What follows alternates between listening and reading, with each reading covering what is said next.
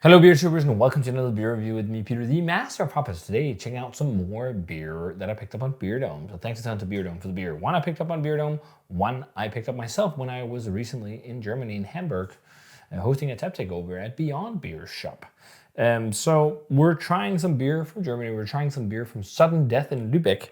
And we're trying some core range beer from them and a variation on a core range beer. So they have a core range of lagers, and I really wanted to try them because these guys are all about the modern styles, you know, the super fruited kettle sours and hazy IPAs.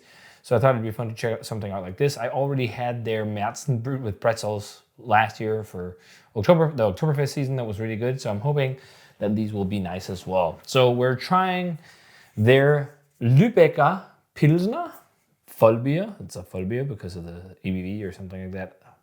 It's something about tax categories. But this is the Lübecker Pilsner, and then this is the Lübecker Kellerpils. So the difference between the two is the ABV and also the fact that this one is a wet hop beer or fresh hop beer. So this one has an addition of fresh Hallertau Tradition hops that they got courtesy of HVG, which is a hop growing collective based in Wolfsnach in Bayern. They've been growing hops since 1952. They used over 80 kilos of fresh wet hops in this to make a wet hop Pilsner. And the wet hop season is now, it's actually coming to a close. A lot of the wet hop beers are now a couple months old, at least in the States. And I think it's usually around this time they come out in Europe, maybe a little bit earlier than this, maybe in early October, late September. And the wet hop beers are really just a thing that came from Europe that Americans also adapted to. It's a big thing in the States, and it's more of a classic thing in Europe that I think has been overlooked a bit, but now people are starting to do it. And it's something I'd love to do sometimes. It's just really hard. You need to find a really good supplier, and you need to get the hops really, really fresh. Like within like 24 hours of them being picked, you want them. It's crazy. So basically you use them hot side, as far as I know. I think you can use fresh wet hops, but they have to be cryogenically frozen or something like that so that you kill any bacteria or whatever could be on the flowers. Otherwise, they're used in the brew house. So this will be fun. I think we should start out with the, I guess, base version. I mean, it's interesting how the ABV is different. And they call this a Kellerpils, and this they just call a Pilsner. And this is slightly hazy, and this is clear. But I think that's because when I was pouring this one, this has a slightly lower CO2 level. So I was getting some of the final dregs of the can in there, which I think made it a little bit hazy. But that's common with craft breweries. You know, a lot of people don't filter their beers, so they might get a little bit of sediment out once they do packaging, unless they do like bright beer tanking beers, putting the beers in brights. What am I saying? But yeah, lagering in a separate tank. So yeah, let's check this one out. I don't know anything about hops or anything in this one. They are very sparing with the information, but they got the Lübecker Pils, Helles, and Kellerbier in this series. And then the other like core range beer, they call a modern core range beer, is the Lübi Premium that I reviewed, the XPA, the extra pale ale. But now let's check out the Pilsner. So yeah, quite hazy actually now that the yeast is settling out in the glass. Looks like a Kellerpils for sure. Bright golden yellow color. It's got a white head, nice frothy lacing on there. Let's check out the aroma. A little bit mild, also not as, it might be a shade darker than just lightly than the Kellerpils. So there's some spicy notes to this, a little bit of a sweet, grainy profile. Initially, I was getting a touch of a vegetal note, but I'm not really picking up on it now. It's called DMS. It's sometimes in beer like this, but actually what I'm getting now though, is rare though. It's more of a Munich malt-esque richness, just lightly. So there could be a touch of Munich or something in there just to build character. But this one should be all Backe Pilsner malt, which might explain why the color is a bit different.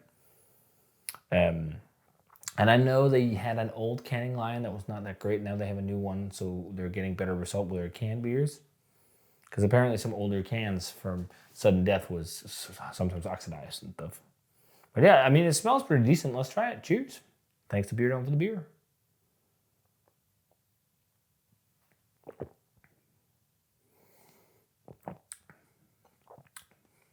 Not half bad.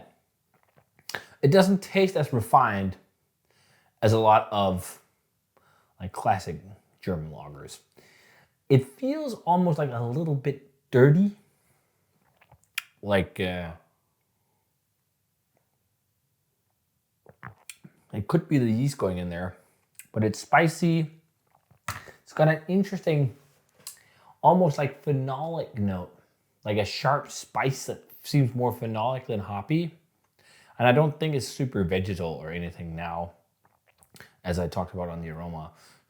Like I'd say minimum carbonation for this style. Like this is the minimum for a Pils. I would like more. This one looks like it's more appropriate in terms of CO2. But otherwise crisp, definitely sessionable, nice bitter, spicy back end, black pepper notes, a little bit of grassiness. But like quite balanced. Like it's not like overtly bitter like some industrial German Pilsners like Jever, or I guess they're also somewhat industrial at Flensburger, but I think their beers are a little bit more bitter than this. And this also has like a creamy, sweet like woodiness from the hops, like a sweet woodiness, and I think also like a little bit of a sweet maltiness. Like I would much rather have Pilsners from a lot of other German breweries, I think, at least judging by this one. I think it's more sweet than I like as well. It's got a little bit of a residual sweetness, and it doesn't feel as tight and sharp as a lot of other German lagers. But it could be an age thing. I don't know when this was from. Seems okay. Yeah, well, I definitely think that's it. So it looks like this was packaged on the 15th of March. So this is not a super fresh can. It's actually not that long ago since I picked it up, so maybe a couple months.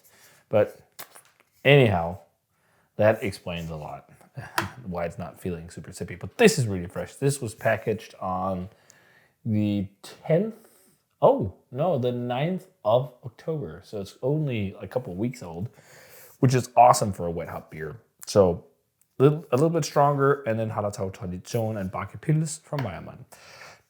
It looks more appealing too. It's more clear, but they call it a Kellerpils, because I'm sure if I pour in some more here, there's definitely a little bit of sediment, so it's going to be hazy. But let's just try and drink it first like this without anything.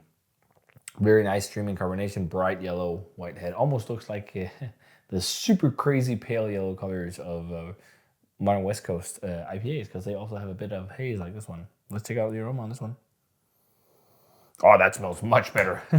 That is like, it almost smells juicy in some extent. And I'm also getting loads of cool. I'm just going to move these to the side. I don't know why I did it like that. I could have just, super cool herbal character. Spearmint or something. Yeah, it smells like juicy classic hops. Like, if you can say it like that. It smells really good.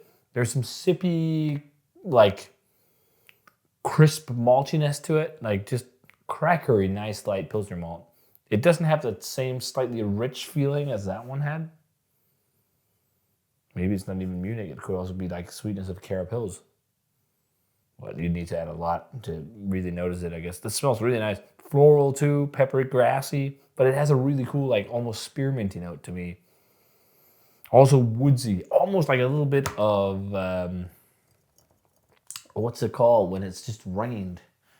Metropore, that's something from Marvel. Petrichor, right? Petrichor. There's something like woody and foresty about it, yes. Which is the smell of like wet forest, basically. There's a little bit of that. But it smells bright and sippy and nice and refreshing. This smells really good. Let's try it. Cheers.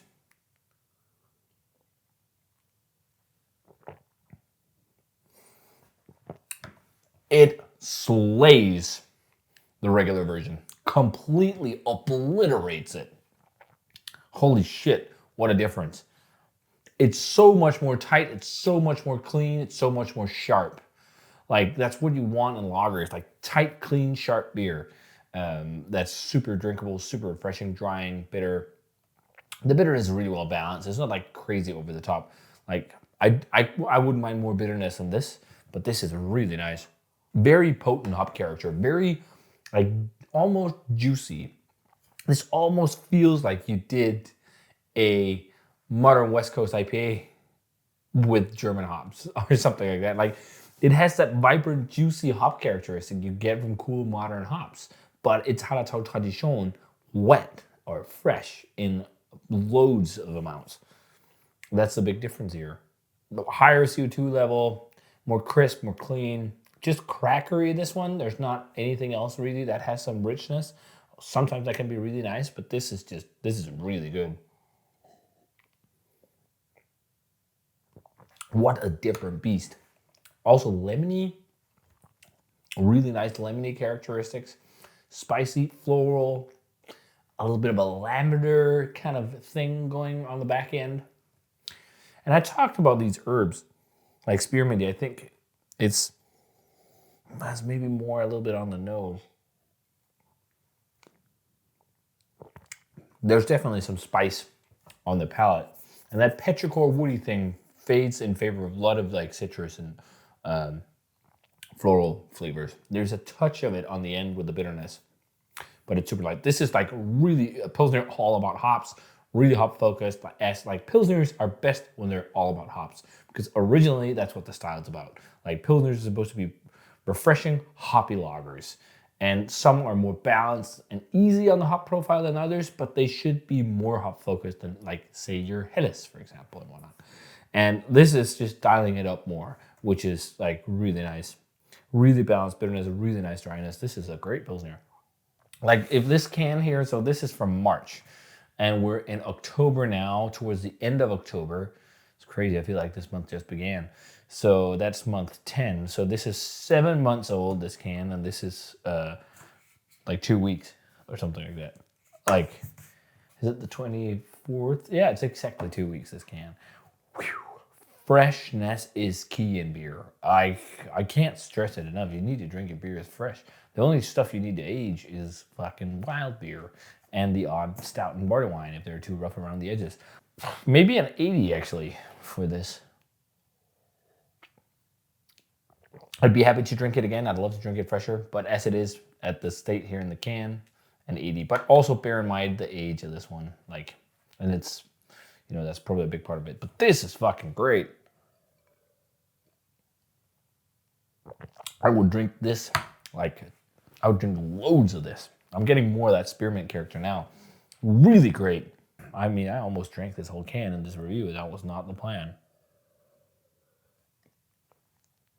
I wanted to sit and sip on this whilst editing. But yeah, 92, 93, it's really fucking great. I really like this. This is really awesome. It's not like top tier kind of world-class pills for me, but just a little bit more bitterness and reworking of like, against just fine-tuning a recipe and process, it could go into the 95s. This is fucking great. So yeah, check out this one for sure. Check out this one as well. But look, this is a huge recommendation, and get it now when it's really fresh. The Lübecker Kellerpils from Sudden Death, because it's banging. So if you guys had either the Lübecker Pilsner or the Lübecker Kellerpils from Sudden Death, let me know what you thought of them. Thanks a ton to Beer Dome for the can of the Pilsner, and thanks a ton for a great time at Beyond Beer, where I bought this can here to bring home. So if you guys had either, let me know. As always, comment, subscribe, check out the Facebook fan page and Twitter and Instagram. Give the video a thumbs up, enjoy it, and ring the bell for future notifications about videos. And I will say cheers and see you guys in the beer review.